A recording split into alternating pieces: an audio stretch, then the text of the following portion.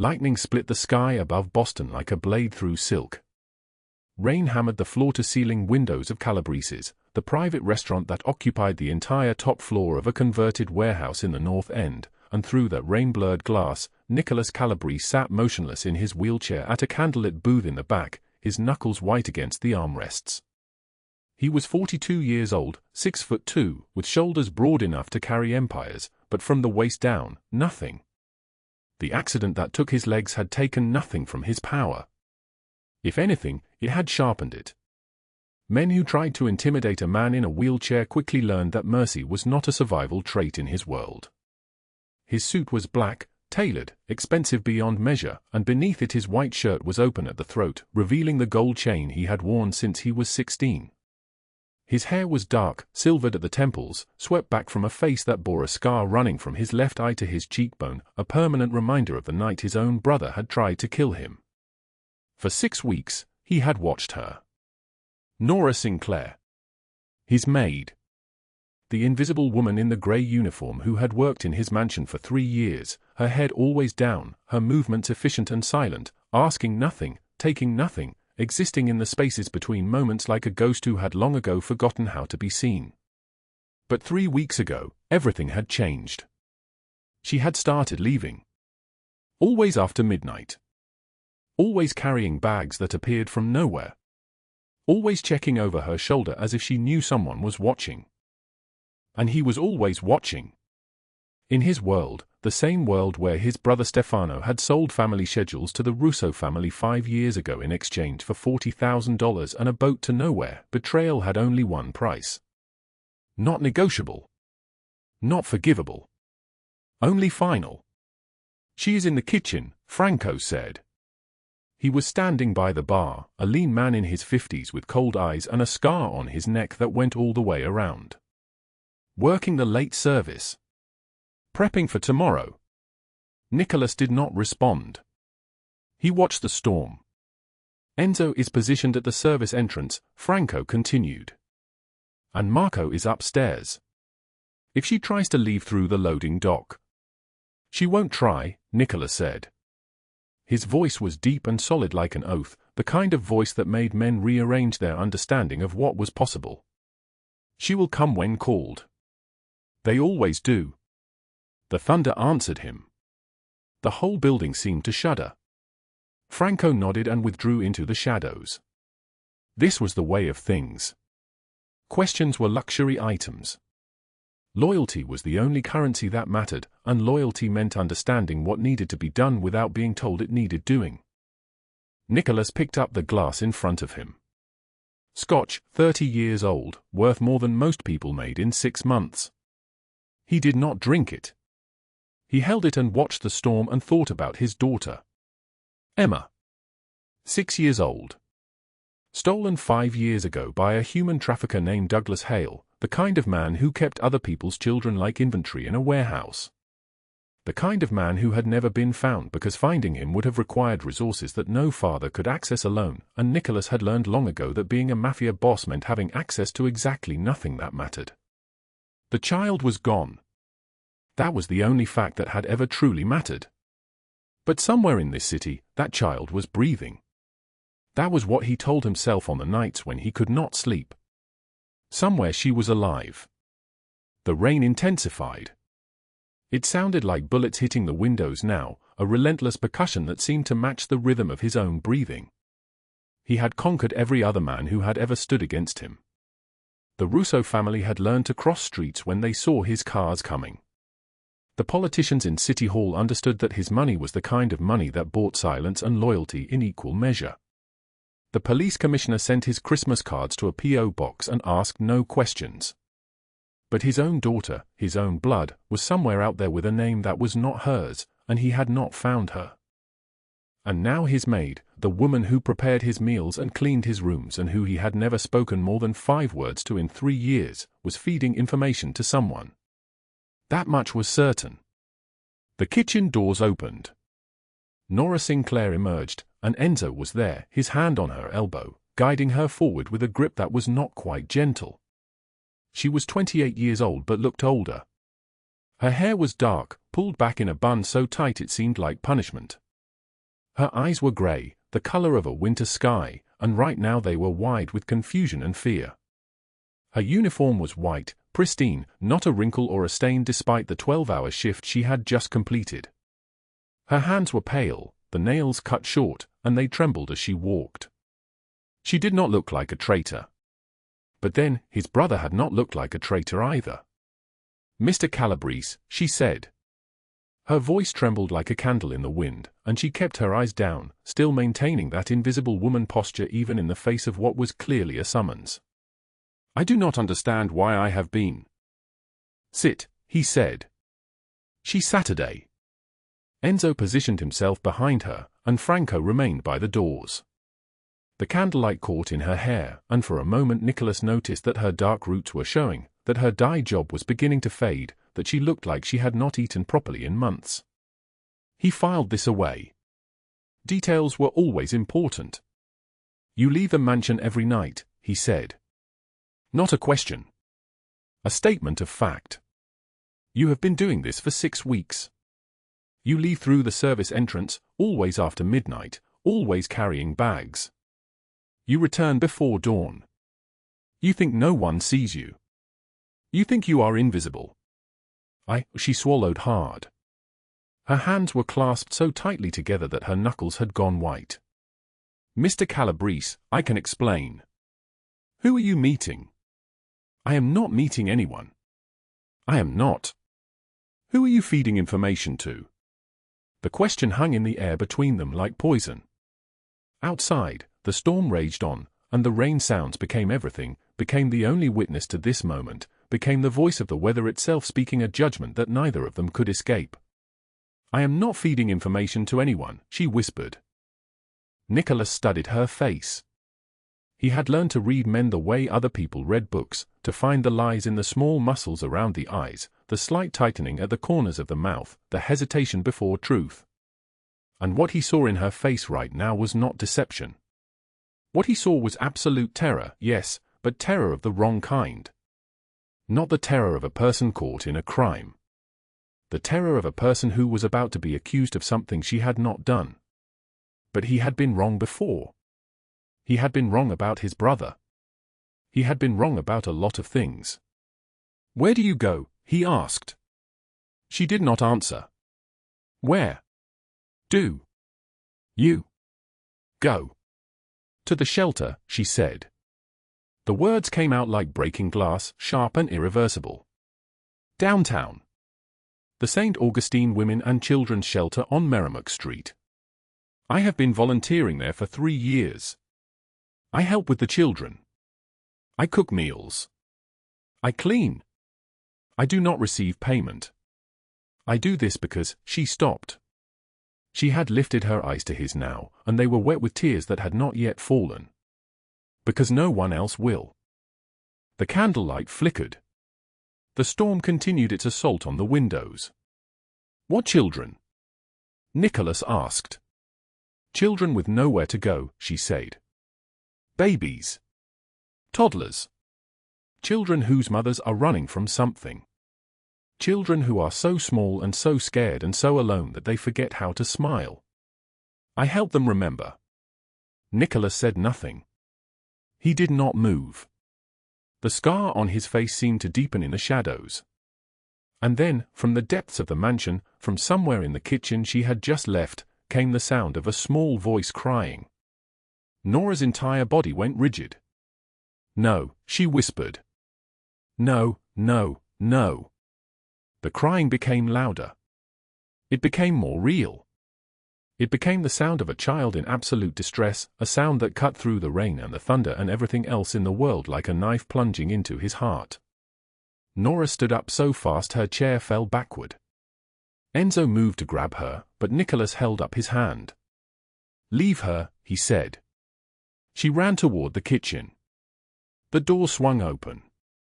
And in the moment before she disappeared, Nicholas Calabrese understood that everything he had believed for 6 weeks was a lie, and that whatever was about to happen next would change the course of his entire life. But before we continue, drop a like if this story hits you. Share it with someone who needs to hear it and subscribe so you don't miss what's coming tomorrow. Now let us go back to the beginning. To 3 years earlier, when a woman with $5 in her pocket and nowhere left to go arrived at the gates of his mansion on a winter night. This is where it all truly began. 3 years earlier, on a winter night when the wind cut through Boston like a blade wrapped in ice, Nora Sinclair stood at the servants' entrance of the Calabrese mansion. The uniform hung on her frame like borrowed skin, black and white, 2 sizes too large, the hem dragging across her shoes. She had found it at a Goodwill for $3. The interview with the head housekeeper, Mrs. Castellano, lasted exactly 4 minutes. "Name?" the woman asked, not looking up from her clipboard. "Nora Sinclair," she said. The name tasted like a lie because it was. It was the first of 17 lies she would tell that day. "References?" "I prefer not to provide them." Mrs. Castellano finally looked at her. Nora kept her eyes fixed on the woman's shoes, polished, expensive, the kind of shoes that meant authority. "Why would I hire you without references?" "Because you need staff. Because I will work harder than anyone you could hire. Because I will never ask questions and I will never leave." Nora's voice came out steady, which was a miracle. Inside her chest, her heart was breaking into pieces. "Because I have nowhere else to go." The silence that followed stretched like taffy. Mrs. Castellano studied her for 7 more seconds. Nora counted them, and then she nodded. "You start tomorrow at 5 in the morning. You do not use the main hallways. You do not eat in the dining room. You do not look at Mr. Calabrese or speak to him unless he speaks to you first. You are invisible here. Do you understand?" "Yes," Nora said. "Good. The uniform is yours. Try not to get blood on it." That first week, Nora learned the shape of invisibility. She polished the marble floors of hallways she was forbidden to use, hallways that stretched like the corridors of a palace, with paintings of men in suits and women in pearls staring down at her with cold eyes. She cleaned 16-foot windows that overlooked the harbor, watching the boats move across the water like toys, wondering if any of them were heading somewhere that didn't exist on maps. She washed sheets that cost more than her yearly rent, their thread count so high they felt like touching clouds. She moved through the mansion like a ghost, and ghosts, she learned, are very good at being alone. The other staff did not learn her name for 2 months. She was simply the new girl, or you there, or sometimes just a gesture, a pointed finger, a snapped hand. She did not mind. She had learned a long time ago that names could be used as weapons. Names could be screamed. Names could be followed by sounds that made your bones turn to water. 6 months before the night of the storm, Nora woke at 5 in the morning in her room in the servants' quarter. The room had 1 window and a mattress on the floor. The walls were painted a color that might have been beige or might have been the color of surrender. She did not own a bed frame. She did not own much of anything. She sat up and pulled her pillowcase toward her. Her hand shook as she reached inside, past the rough fabric, into the hidden pocket she had sewn herself using thread she had stolen from the mansion sewing room. There it was. The recipe book. Her grandmother's handwriting filled every margin, not just measurements and ingredients, but notes. Memories. Add honey when the child cries. It reminds them that sweet things exist. Bake bread on days when hope is running thin. The smell will bring people back. Pages and pages of a woman who understood that cooking was a form of prayer. Nora withdrew 5 crumpled dollar bills from beneath her pillow. She counted them twice. $5. This was all she had left in the world. Rent had been due 2 weeks ago. The landlord had given her until the end of the month. She had 18 days to find $35,000, $12,000 for back rent and $23,000 for the eviction fees and legal costs. The foreclosure notice had arrived 3 weeks earlier, forwarded by her old neighbor Mrs. Chen, who had written a note on the envelope. "Honey, I'm sorry. I didn't know where to send this, but I knew you'd want to know." 18 days. 18 days was enough time to run again. 18 days was not enough time to save a child. Nora dressed in darkness. The black dress fit her now. 6 months of missing meals had taken care of that. she braided her dark hair into submission, pulling it so tight that it hurt. She had learned that small pains were easier to manage than large ones. She had learned this from experience. She had learned this from survival. The mansion was still sleeping when she made her way to the kitchen. The tiles were cold beneath her feet. The appliances hummed their electric song.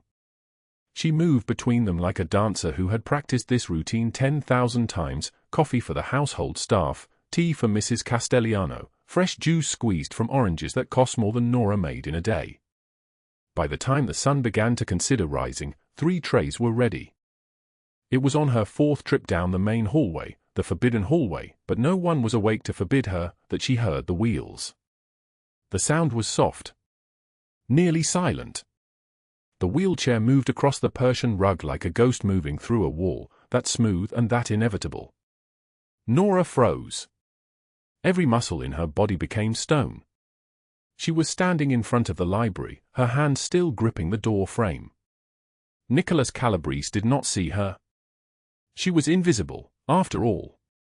That was the agreement. He was focused on the lower shelves, his jaw tightening as he reached for a book about war strategy, his shoulders bunching with the effort of a man who was no longer built for reaching. The scar on his face deepened in the early light coming through the windows, a scar that ran from his left eye to his cheekbone, a map of violence written in pale white tissue. She did not look at him. She did not move. But she noticed things. She noticed the way his fingers trembled slightly as he pulled the book free. She noticed the wedding ring on his left hand, gold, worn smooth by years of pressure. She noticed the hollow beneath his cheekbones that suggested a man who had not slept well in months. She noticed and she said nothing. He wheeled himself deeper into the library. The door closed softly behind him. Nora waited 3 full minutes before she breathed. That evening, after the household had eaten dinner and the kitchen had been scrubbed clean, Nora did something she was not supposed to do. She was not supposed to leave the mansion after dark. She was not supposed to have anywhere to be. She was not supposed to be the kind of person who had secrets or purposes or a life that existed beyond these walls. But Emma was waiting. The shelter was downtown, for blocks from the waterfront, a converted warehouse with bars on the windows and a door that locked from the inside. At 8 p.m. Nora had been visiting for 4 months. She had started leaving food, sandwiches wrapped in napkins, fruit stuffed in her pockets, once a whole pie she had made using her grandmother's recipe, the one about sweet things when a child cries. Emma was 6 years old. She had dark curls and eyes the color of winter sky and a way of holding her body that suggested she had learned, very young, how to take up as little space as possible. When Nora first saw her, the child was in the corner of the playroom, building a tower out of wooden blocks, alone while other children raced around her like she was made of poison. "That's a beautiful tower," Nora had said. Emma had not answered. She had not looked up. But the next time Nora came, the child was waiting by the window. Tonight, Nora climbed the metal stairs to the shelter's roof entrance. The night was clear and cold. The city lights spread out below them like someone had spilled all the stars into Boston's lap. She had brought bread and cheese and a thermos of hot chocolate she had made in the servant's kitchen at 3 in the morning, before anyone woke. Emma was sitting on a blanket, right where she always was. "Hi, baby," Nora said. The child said nothing. She never did. But she reached for the thermos, and her small fingers wrapped around it the way other children's fingers might wrap around their mother's hands. Nora sat beside her and they drank chocolate and watched the city breathe. "I'm going to take you away from here someday," Nora whispered. She should not have said it. Promises were dangerous. Promises were the cruelest weapons of all. "I'm going to find a place where we can be safe. Just you and me. I promise." Emma turned and looked at her. The child did not speak, but her eyes held something. Understanding, maybe. Or hope. Or the terrible, aching knowledge that hope was the most dangerous thing of all. In the darkness above the city, neither of them knew that everything was about to change.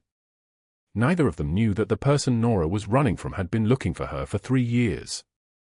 Neither of them knew that in exactly 7 days, the shelter's front door would open and a man with cruel eyes and expensive shoes would walk inside asking questions about a small dark-haired girl and a maid who came to visit her at night. Neither of them knew that by then, it would be far too late to run. 3 in the morning came like a thief to the Calabrese mansion, and Nora Sinclair moved through its halls like a ghost, quiet and faithful and invisible. She wore the same grey uniform she wore every day, her dark hair pinned tight against her skull, her footsteps careful on the Italian marble floors that cost more than everything she had ever owned combined. In her canvas bag, stolen from the pantry in the dark, bread, cheese, 3 apple slices wrapped in wax paper, and a thermos of hot chocolate made while the rest of the house slept. She had learned to move without sound. It was a skill poverty teaches you, the art of existing without taking up space. The service entrance opened without a whisper. Outside, November breath bit at her face, and the street lamps cast everything in that particular shade of yellow that makes the world look like it is drowning. She didn't know that in the third-floor office above the grand foyer, Nicholas Calabrese sat in his wheelchair, positioned in the shadows where the moonlight couldn't reach him, watching her slip out into the night for the 19th time in as many weeks.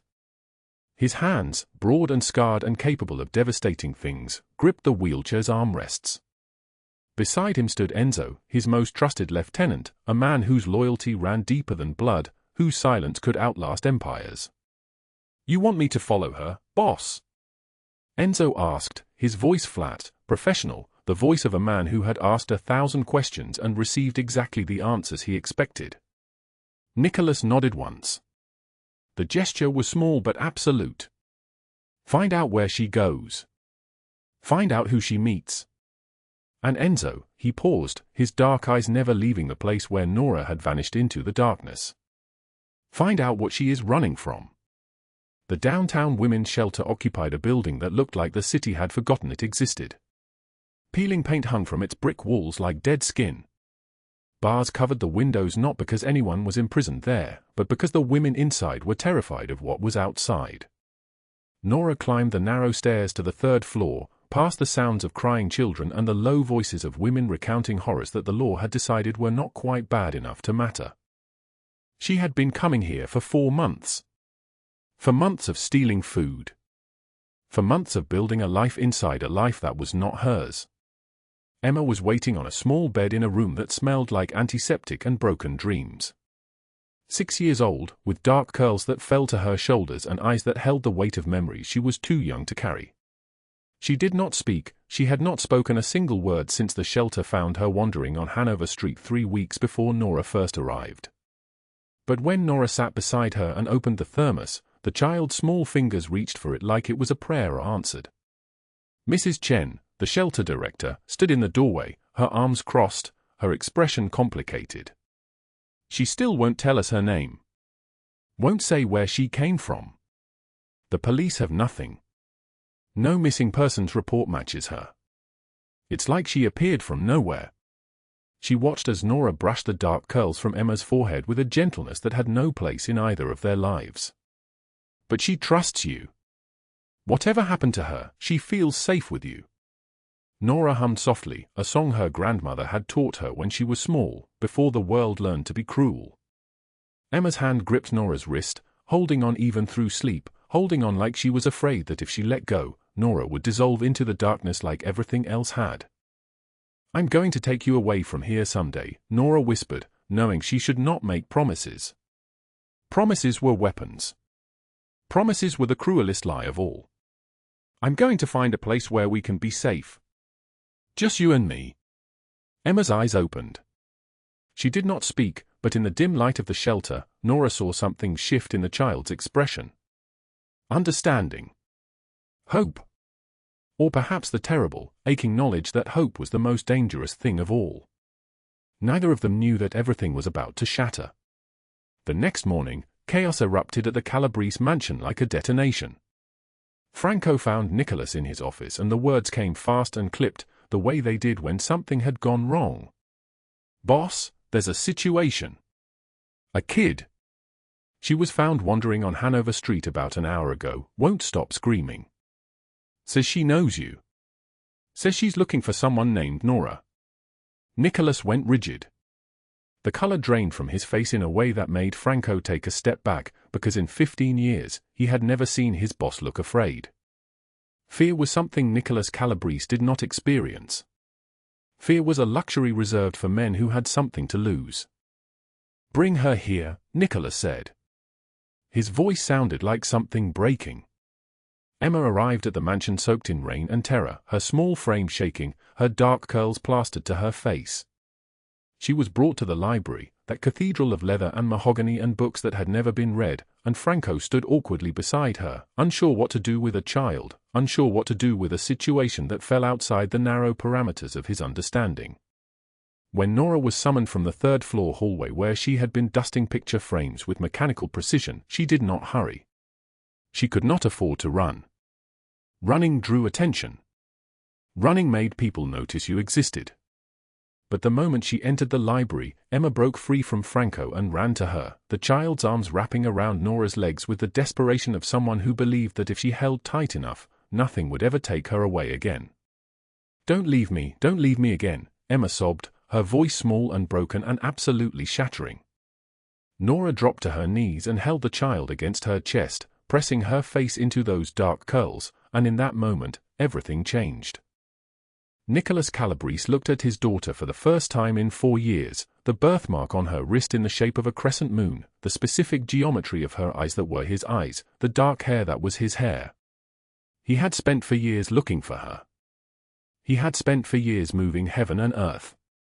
And she had been here, in his mansion, and he had not known. His voice cracked like thin ice. "Emma? Emma Calabrese?" Nora's head came up. She saw the recognition in his face, saw the moment understanding flooded in, and she whispered the only truth she could offer him: "I didn't know. I swear I didn't know she was yours until 2 weeks ago when I saw the photograph in your office." She held Emma tighter. "I was protecting her. I was keeping her safe." The library went silent except for the sound of Emma's breathing and the rain beginning to fall outside the windows. What neither of them knew, in that perfect moment of reunion, was that Douglas Hale had been hunting Nora for 6 months.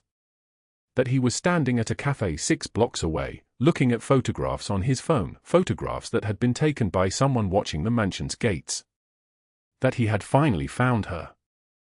Meanwhile, at a charity gala across the city, Sophie Langford stood in a dress that cost more than a month of Nora's life savings, her smile sharp as broken glass, and she placed a call to a man with cruel eyes and expensive shoes. "It's done," she said quietly. "She's there. At the Calabrese mansion. He's there too, the one you said was looking for her. You have until midnight. After that, the whole city will know what she is, and you won't be able to touch her." In the library, Nicholas wheeled himself closer to Nora and his daughter, and his hands trembled as they reached out to touch Emma's face, to confirm that she was real, that she was alive, that she had somehow found her way home. "We need to talk," he said to Nora, his voice low and dangerous and something else underneath, something that sounded almost like gratitude. "We need to talk about everything. And we need to do it now, because the night is about to become very, very dangerous." Footsteps began to sound on the marble floors below them, moving with purpose, moving with the kind of coordination that only comes from a plan set in motion long before. The kitchen was silent except for the sound of rain. Not gentle rain. Violent rain. The kind that threw itself against the windows of the Calabrese mansion like something desperate and dying, like it had nowhere else to go. 2 in the morning. The clock on the wall read 2:02 a.m. exactly, and Nora Sinclair sat at the marble counter with a piece of notebook paper in front of her, her hand shaking so badly she could barely hold the pencil. The letter was almost finished. She had written, "I can't give you $35,000. I can't give you $5 without it being everything I have.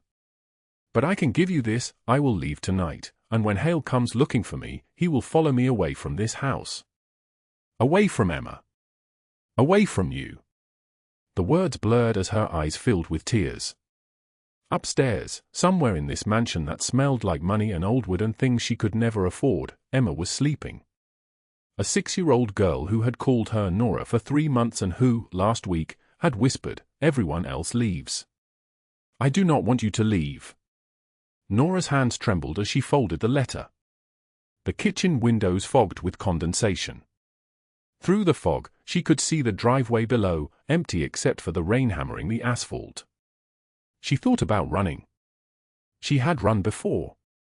There were shelters scattered across Boston that knew her name, though most had stopped answering the door. There were streets she had learned by memory, subways that ran all night, coffee shops where the owner let homeless people sit in the corner for the price of a cup of water. But there was also Emma's voice from somewhere upstairs. Nora? Not a scream. Not frightened. Just a small child calling out in her sleep, checking to make sure someone was still there. Nora's resolve broke like glass. She could not leave. Not tonight. Not when everything inside her chest was screaming that leaving was the only way to keep them safe. She set the letter on the counter and picked up something else instead. A book with a worn cloth cover. Her grandmother's recipe book. The pages were yellowed and coffee-stained, and in the margins, in handwriting that belonged to a woman Nora had never met but whose blood ran through her veins, were notes, made this for Thomas the night he proposed. Doubled the salt by accident, he ate it anyway. Emma loved this. Always asked for seconds. The recipes were written in pencil, the measurements precise except where they weren't. Where a grandmother's hand had wavered with love instead of mathematics. Nora held the book like it was a lifeline. The wheelchair came silently. That was the thing about Nicholas Calabrese, even a man in a chair moved like a predator. He rolled into the kitchen at 2:11 a.m., and he was holding her letter. The paper was trembling in his hands. "You were going to leave," he said. His voice was not a question. Nora stood so quickly the bar stool fell backward and clattered against the marble floor. The sound echoed through the kitchen like a gunshot. "I have to. Hale will come for me here. He will hurt Emma to get to me. I can't." Nicholas cut her off by wheeling closer. "You think I would let that happen?" His voice was raw, like something broken inside him had just bled to the surface. "You think I would let him take you?" The rain intensified. The windows rattled. "You have been protecting my daughter for months," Nicholas said. His dark eye searched her face with an intensity that made her want to hide and stay at the same time. "Now let me protect you." It was not a request. Nicholas made the call from his office upstairs, and his voice through the intercom was the voice of a different man. The voice of someone who had learned to command rooms before he could properly walk. "Enzo. Franco. 20 minutes. We have work." They arrived in 18 minutes, shaking rain from their coats, their suits immaculate despite the storm. Enzo was broad-shouldered, silver threading through his dark hair. Franco was younger, maybe 35, with scars on his knuckles that told a story he would never tell. Nicholas wheeled himself to the center of the office. The city lights of Boston stretched behind him like a kingdom that bent to his will.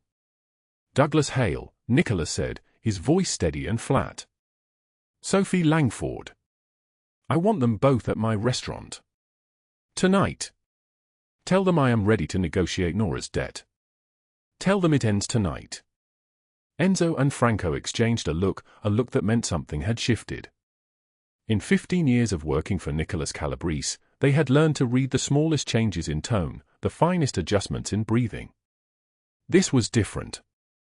This man sitting in the wheelchair was not the same man who had given the order an hour before to find the woman who was secretly leaving his house every night. "It will be done," Enzo said quietly. The restaurant was called Celestino's.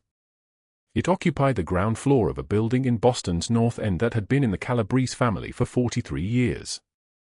The kitchen had fed senators, FBI agents who did not know who they were dining near, and men whose names would never appear in any official record.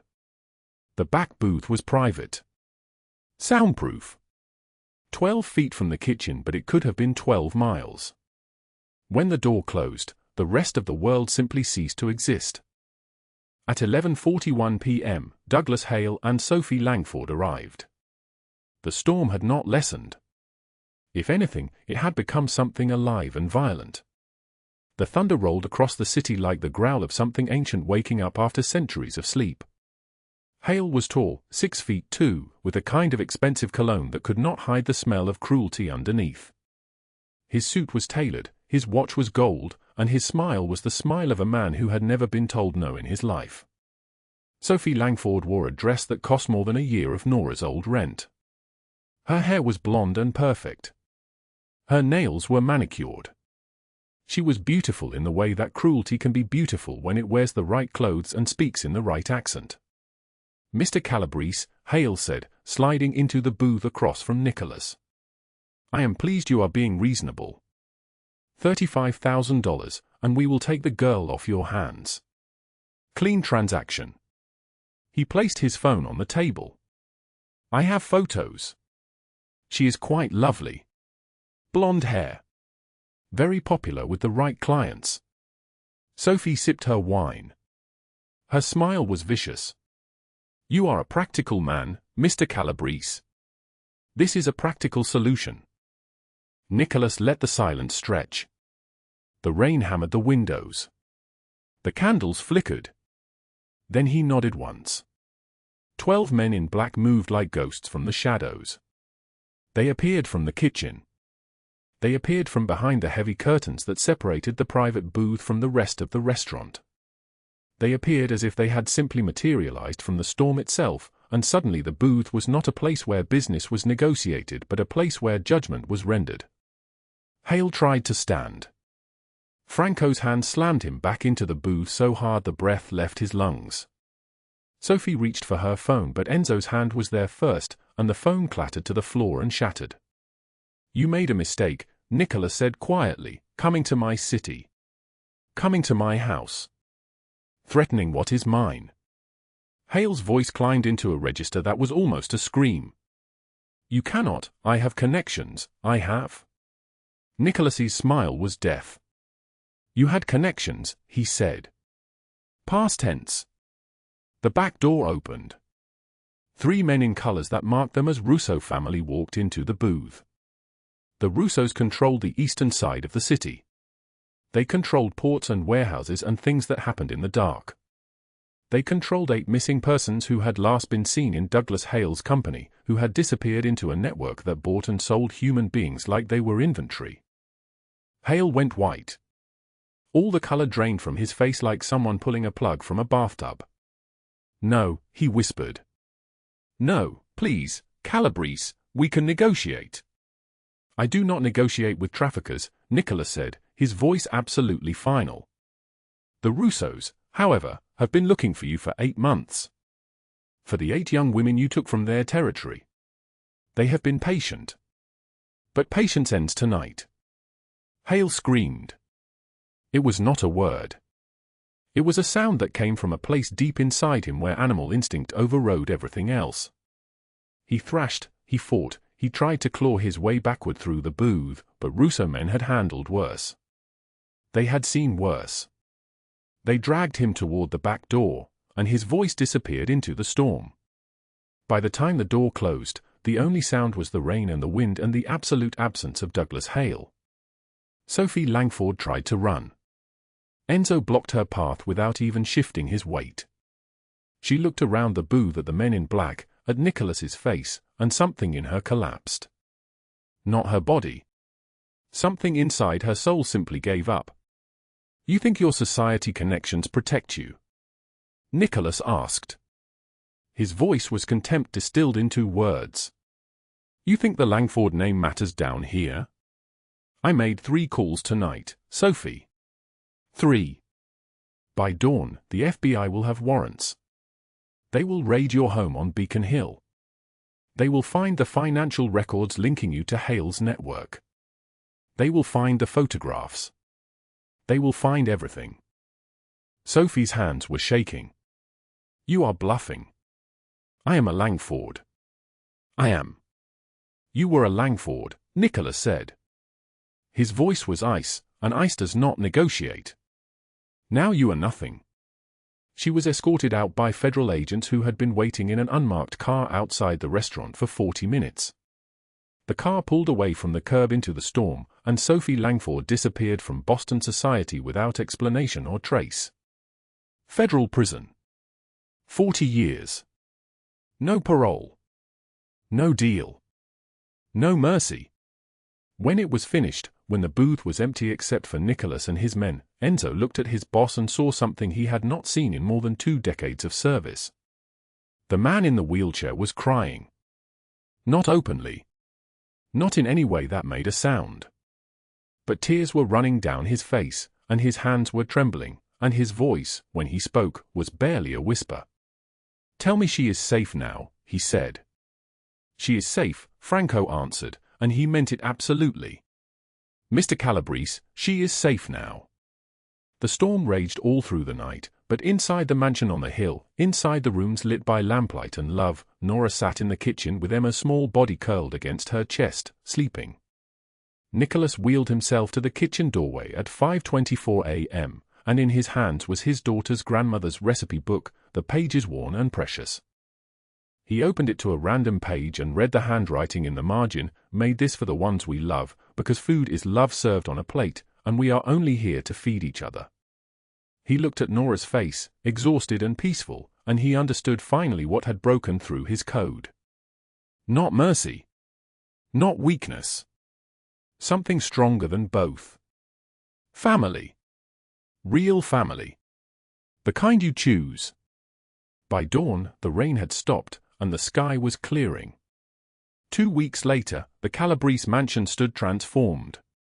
White roses wound around every pillar of the glass conservatory, their petals opening like whispered promises.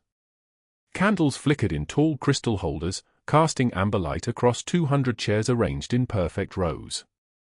The storm had passed. The sky above the harbor was clearing. In his study on the 3rd floor, Nicholas Calabrese adjusted his black tuxedo for the 3rd time. The jacket hung perfectly over his shoulders, expensive wool that cost more than Nora had earned in an entire year of invisible labor. His wheelchair was positioned by the window, polished to shine like obsidian. Outside, Boston sprawled beneath the morning light, a city that had learned to fear him, a city he had protected by destroying the people who threatened it. Enzo entered without knocking, his tie already askew from nervousness. He was a big man, shoulders broad as a doorframe, scarred knuckles that had done things even he tried not to remember. "Boss, everyone's asking questions. The guests are here. Your family arrived from New York. The other families are watching. You've never," Enzo stopped, searching for the words. In 30 years of service, he had never seen his boss do anything without complete certainty. "I know what I'm doing," Nicholas said. His voice was steady, like thunder before the storm breaks. He did not look away from the window. The ceremony began at 2 o'clock. The conservatory doors opened and the guests fell silent. 200 powerful men and women, some with blood on their hands, some with fortunes built on suffering, all seated in rows like an audience waiting for a verdict. The officiant stood at the altar beside Nicholas's wheelchair, his prayer book trembling slightly. The bride did not appear. 5 minutes passed. Then 10. The silence grew teeth. One of the New York bosses shifted in his seat, exchanging glances with his partner. A woman in the 3rd row whispered something that made the man beside her laugh, a sound like breaking glass. This was a public humiliation. This was Nicholas Calabrese abandoned at his own altar, the most dangerous man in Boston left waiting like a fool, like a broken thing no one wanted. 15 minutes. 20. His hands gripped the armrests of his wheelchair. His knuckles turned white. His face remained composed, but Franco, watching from his position near the door, saw the muscle working in his jaw. 25 minutes. Then the conservatory doors opened. Nora Sinclair appeared, not in a wedding gown but in a simple white dress that Emma had helped her choose at a small boutique in the North End. The dress was made of silk that fell like water, nothing expensive, nothing designed to intimidate. Her dark hair was loose around her shoulders. Her hands trembled as she walked.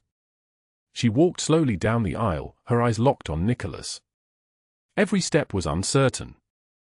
When she reached the altar, she did not stand beside him. She dropped to her knees so they were eye level, her dress pooling around her on the white runner. "I'm sorry I'm late," she whispered. Her voice broke like water breaking over rocks. "I was afraid. Afraid I don't belong in your world, afraid I'll ruin everything you've built, afraid that one day you'll realize what you've done, that you married nobody, that you threw away your—" Nicholas reached for her hand. His own was trembling. "You are not nobody. You saved my daughter. You chose to stay when you could have run. When everything in you screamed to disappear into the darkness, you stayed." He pulled her hand to his chest, above his heart. "That is all I need to know." "But I?" "Do you love her?" the officiant asked, his voice uncertain in the face of this scene that did not fit any ceremony he had ever performed. Nicholas did not break eye contact with Nora. "I have loved her since the night she sat in my kitchen and I realized she had been protecting my daughter while I was planning to have her killed. I love her because she saw me, and not the wheelchair, not the power, not the fear I carry. She saw me." The conservatory held its breath. Then, the officiant began. Nicholas raised his voice, loud enough for every guest to hear. 3 years ago, I lost my daughter and my faith in family. This woman, who had nothing, gave both back to me. She is the only person I will ever trust. She is the only family I will ever need." He turned back to the officiant. "Continue." The words were spoken. The vows exchanged. When the officiant pronounced them married, Emma ran from the front row and threw her arms around both of them, her small body trembling with joy. The guests erupted in applause, but many were wiping their eyes. Even the hard men in expensive suits, the ones who built empires on silence and blood, they were crying. Enzo stood against the wall, watching his boss hold his new wife and his daughter, and he whispered to Franco, "The boss is crying." "I have never seen him cry." Franco nodded, his own eyes wet. "I think we just witnessed something we were never supposed to see." The reception filled the mansion's ballroom with light and music. Crystal chandeliers cast prisms across tables laden with food, champagne, roses in tall vases. Nicholas and Nora sat at the head table with Emma between them, the girl drawing pictures on the white tablecloth with colored pencils, creating her own version of the day. Nicholas opened Nora's grandmother's recipe book. The pages were worn from handling, the binding cracked with age. He read one of the handwritten notes in the margins aloud, his deep voice carrying across the noise of celebration, "Add more sugar when life is bitter. Knead the dough when you're angry. Share the bread when you're lonely." He looked at Nora, tears still wet on his face. "Your grandmother was wise." Nora leaned her head on his shoulder, something she had never dared to do before, something that still felt impossible. "She would have liked you," she said quietly. "She would have said that you needed someone to remind you that you were worth saving too." Later that evening, Nicholas positioned his wheelchair by the ballroom window and watched Nora dance with Emma. The girl's feet barely touched the ground as Nora lifted her, spinning her in slow circles, both of them laughing. The storm clouds had broken apart and drifted toward the horizon. Lightning flickered in the distance, far enough away to be beautiful instead of threatening. His internal monologue was steady, like a man who had finally found something worth losing everything for. "I thought betrayal was the only truth I would ever know. My brother taught me that mercy is weakness, that trust is a luxury I could not afford. My enemies taught me that love is a weapon others use against you." But Nora proved something different. She proved that some people are worth betraying your own code for. That protection is not weakness, it is the only thing that matters. Emma is my daughter. Nora is my choice. They are the only family I will ever trust again. When the reception ended and the guests had departed, Nicholas handed Nora a small card written in his own handwriting. The letters were careful, deliberate. "The storm will pass and you are far stronger than you think." Nora read it, her eyes filling with tears. "You don't know how many times I needed to hear that. Now you will never have to wonder again," he said, taking her hand. "You are going to hear it every morning for the rest of your life." They stood together at the window, watching the storm clouds clear completely over Boston Harbor, the lightning fading to distant flickers. Emma slept between them on a velvet chair, safe and home, her small hand holding her mother's, her other hand holding her father's. Some people enter your life when you least expect it and prove that the walls you built to survive are the same walls keeping you from living. Nora had nothing but chose everything. Nicholas had everything but trusted nothing. Together, they learned that family is not blood, it is the people who stay when staying is the hardest choice. If this story moved your heart, drop a like right now. Share it with someone who needs to remember that even the most broken things can be made whole. Subscribe because tomorrow's story will wreck you in the best way. Comment below and tell us, what would you have done in Nora's position? What would you have risked for someone who had nothing? And remember, the storm will pass, and you are far stronger than you think.